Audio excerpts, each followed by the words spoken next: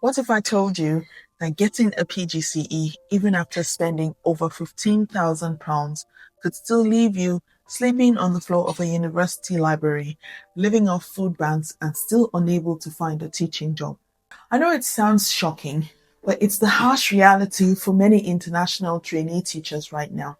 In fact, a recent investigation by TES revealed that PGCE students from countries like Nigeria, Ghana, and Jamaica are surviving on next to nothing, some even homeless, while trying to complete their training in the UK.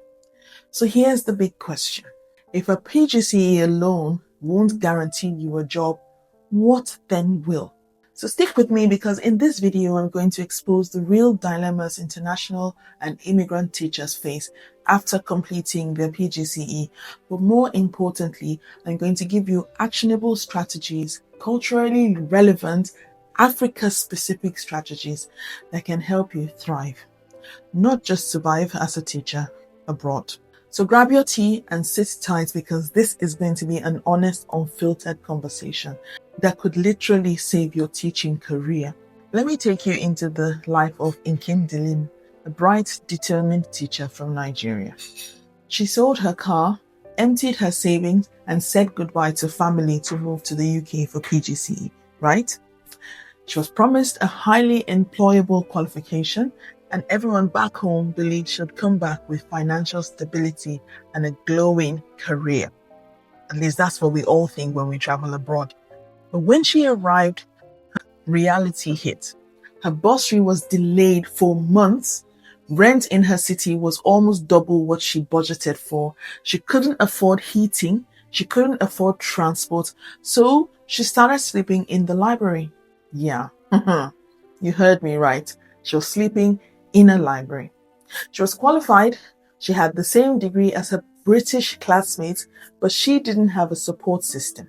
No family nearby, no safety net, no community. And even after passing her PGCE with good grades, she couldn't get a job. Why would this happen? Come close, because schools were either unwilling to sponsor her visa, or they were quietly preferring UK nationals. And just like that, Nkem's dream turned into a nightmare. She is not alone. More than 60% of international PGCE trainees report struggling to get sponsorship or employment even after qualifying. Some leave the UK completely, others take survival jobs far below their qualifications, and a few just give up on teaching altogether. Now let's slow down and look at why this keeps happening.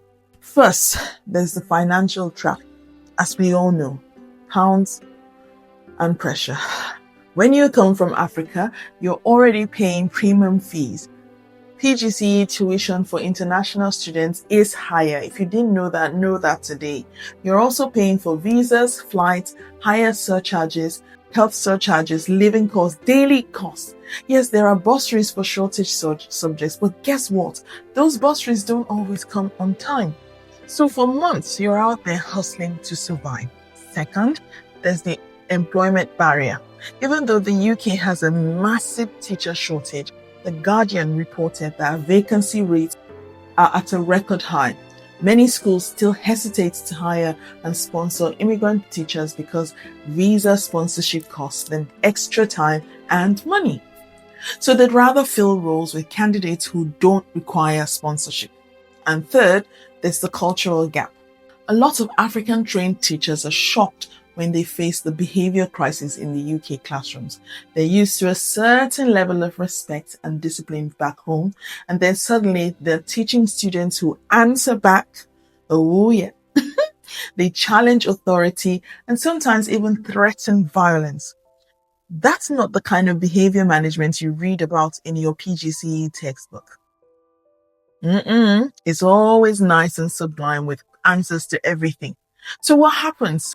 When you finish your PGCE, you're qualified on paper, but you're broke, you're drained, you're facing classrooms you weren't prepared for, and schools uniquely turn you down because you need a visa.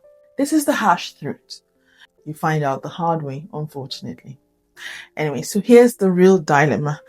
Do you go through the stress, the sacrifice, the emotional and financial roller coaster of a PGCE, knowing it might not secure you the job you dream of? Or do you take another path that might give you more stability? And if you do take the PGCE route, how do you protect yourself from ending up like Nkem Dilim, homeless, broke, hopeless? The good news is this: there is a way to make this work. I'm about to show you exactly what separates the international trainees who survive from those who thrive. Like me. It comes down to 5 powerful strategies. Let's go over them one by one because, that's why I set up this channel in the first place, to help people like me. Strategy number 1. Before you even apply for a PGCE abroad, you must save for at least 6 to 12 months of living expenses. Then, please don't rely on bursaries arriving on time. They might be delayed. Don't assume you'll find a part-time job immediately. It's not always that simple, especially on a student visa. Talk to people already in the UK. Don't dismiss what they're telling you. Please ask about real rent prices, transport costs, food, hidden fees like heating and council tax. If you're coming from Nigeria, Ghana, or anywhere else, reach out to diaspora groups. They sometimes offer temporary housing for low-cost accommodations, especially for new arrivals.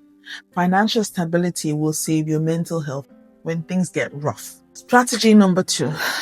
A lot of trainees finish their PGCEs and then start looking for a visa sponsorship. That is wrong. You should start building relationships with sponsor-ready schools before you even qualify. Here's how. First, you need to research multi-academic trusts that already sponsor international students. Ask your PGCE provider which partner schools have sponsor licenses. And when you're not on placement, go above and beyond. Be memorable. Volunteer for extra clubs. Just show that you are invested in the community. Schools are more likely to sponsor someone they see as an asset, not just another trainee passing through and using them for the training. Strategy number 3. PGCE training doesn't always prepare you for the UK classroom. Honestly, I lived that story. You need to get ahead. Please start taking free online courses in trauma-informed teaching. Learn restorative behavior management techniques and watch YouTube channels of UK teachers who share real UK classroom scenarios. And if you're African, understand that your traditional authority style may not always work here. You'll need to adapt without losing your sense of self. I always say, bring your culture into the classroom as a strength, but learn the cultural cues of the students you're teaching. Very, very important. Okay, let's go to strategy number 4. Isolation will break you if you let it. Yes. Before you arrive, connect with diaspora teacher networks like Diaspora Doodles, connect with faith groups or cultural associations. Look for mentors who have walked the path before you. Ask them about housing, classroom culture, and emotional coping strategies. I have plenty to share because having someone to call when you feel overwhelmed can likely keep you from quitting. It does. We need more people who look like this. Okay, strategy number 5. Don't be afraid to ask for clarity from your provider. When will bursaries be paid? What housing options exist?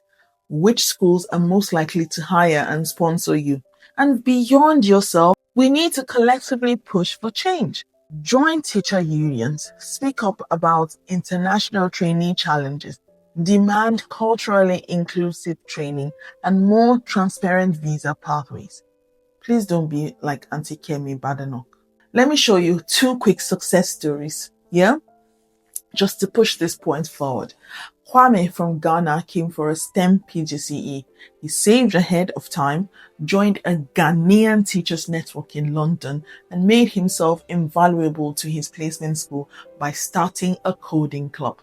That school opened up sponsoring for him, and today he's leading the science department. Then there's Ngozi, a Nigerian languages teacher. She struggled at first but started volunteering at a local community center. She was teaching Yoruba and Igbo classes.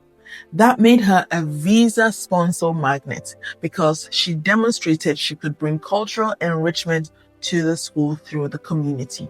She got her sponsorship and now mentors other African trainees just like I'm doing. So yes, it is possible. You just have to look.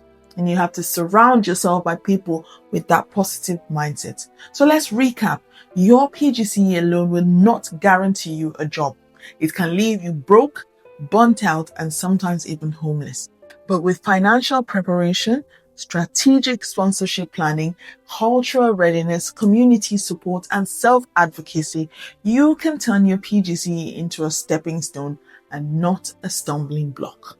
So if you're planning a PGCE abroad, don't just dream about it, prepare for it. Start saving, start networking, start researching sponsor-ready schools, and watch videos like mine.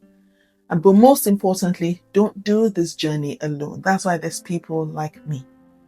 If you found this helpful, like this video, share it with someone thinking about teaching abroad, and subscribe for more honest, unfiltered conversations about teaching as an immigrant, because we deserve the truth and we deserve to thrive. We need to increase the number of people who look like this in schools all over the world. So will you let the system decide your fate, or will you take control of your journey? The choice is yours.